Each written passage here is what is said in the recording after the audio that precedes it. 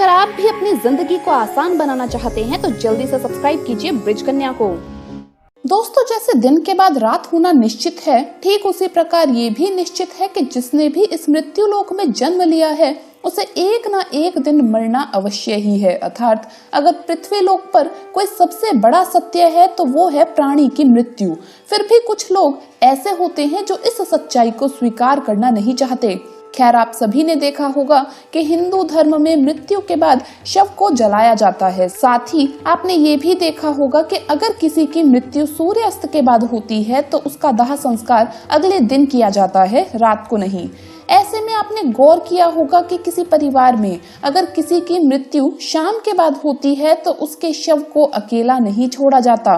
परंतु मित्रों, क्या आप जानते हैं कि शव को रात भर अकेला क्यों नहीं छोड़ा जाता?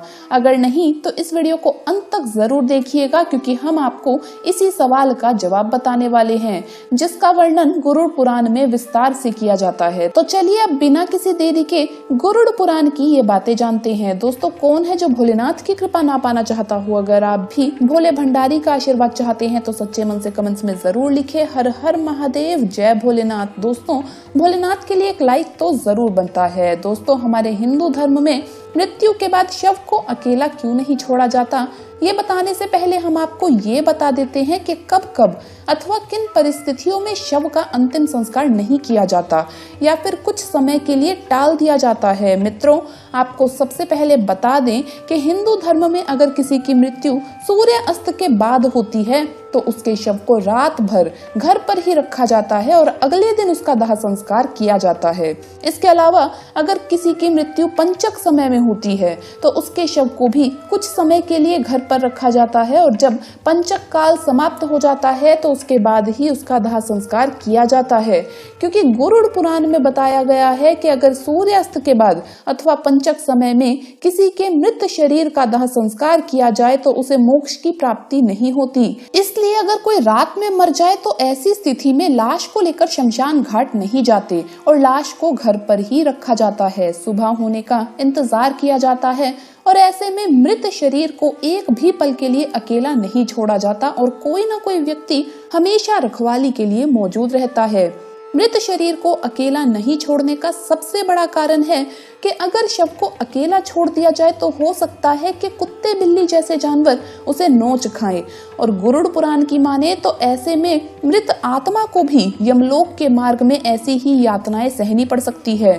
साथ ही ऐसा भी माना जाता है कि अगर शव को अकेला छोड़ दिया जाए तो उससे गंध आने लगती है। ऐसे में ये जरूरी हो जाता है कि वहाँ कोई ना कोई व्यक्ति बैठा रहे और धूप या अगरबत्ती शव के चारों ओर जलाता रहे, ताकि शव से आने वाली दुर्गंध चारों ओर ना फैले।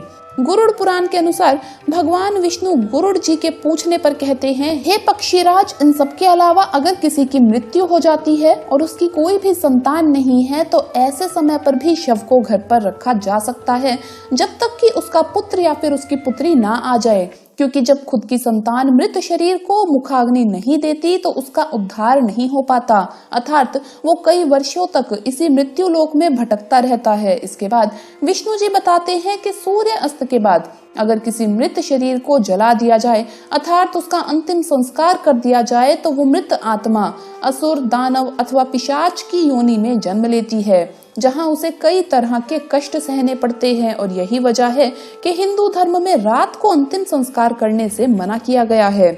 आगे विष्णु जी बताते हैं कि रात में मृत शरीर को अकेला छोड़ दिया जाए तो उस शरीर के आसपास भटक रही आत्माएं भी उस शरीर में प्रवेश कर सकती है, जिससे मृतक के साथ साथ उसके परिजनों को भी कई तरह के कष्ट भुगतने पड़ सकते हैं। साथ ही ये भी बताते हैं कि शव को अकेला इसलिए नहीं छोड़ा जाता क्योंकि मरे हुए आदमी की आत्मा वहीं पर भटकती रहती है और अपने परिजनों को देखती रहती है। कहा जाता है कि इंसान की मौत के बाद शरीर आत्मा से खाली हो जाता है और इसी वजह से उस मृत शरीर में कोई बुरी आत्मा का साया अपना अधिकार जमा सकता है। और यही वजह है दोस्तों कि रात में शव को अकेले नहीं छोड़ा जाता और कोई ना कोई इसकी रखवाली करता रहता है। दोस्तों, आप इसके बारे में क्या सोचते हैं, हमें नीचे कमेंट्स में जरूर बताएं। साथ ही अगर आपको गरुड़ पुराण की ये बातें पसंद आई हो तो इस वीडियो को लाइक करें, अपने दोस्तों के साथ शेयर करें और हमें सब्सक्राइब करना ना भूलें। धन्यवाद दोस्तों, आपका दिन शुभ रहे। हर हर महादेव, ओम नमः शिवाय।